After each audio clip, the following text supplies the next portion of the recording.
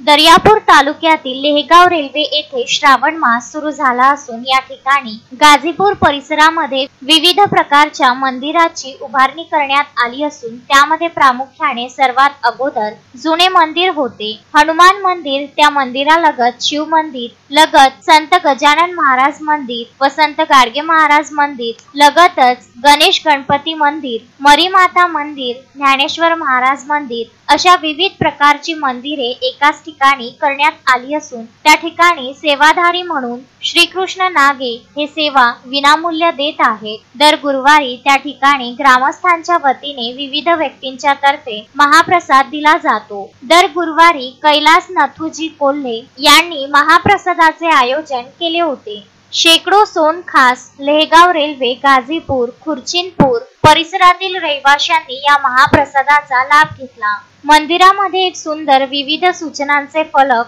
इच्छापूर्ती मंदिराचे विश्वस्त त्या मंदिराचे अध्यक्ष बालकिसन पणपालिया यांनी लावले असून सर्वांचे लक्ष वेधून घेत आहे। विशेष म्हणजे वर्षभराचा गुरुवार हा बुकिंग केलेला असून काही जण वेटिंगवर सुद्धा राहत असल्याचे तेथील शंकरराव कोल्हे यांनी सांगितले। सर्व मंदिराची व्यवस्था ग्रामस्थांतर्फे केली जाते। तसेच गाडगे महाराज मित्र मंडळातर्फे पिण्याच्या पाण्याची सोय बोरद्वारे निर्मिती केली असून युवकांची सुद्धा मोठी साथ त्या ठिकाणी मिळत आहे। गजानन देशमुख, विदर्भ न्यूज, दर्यापूर।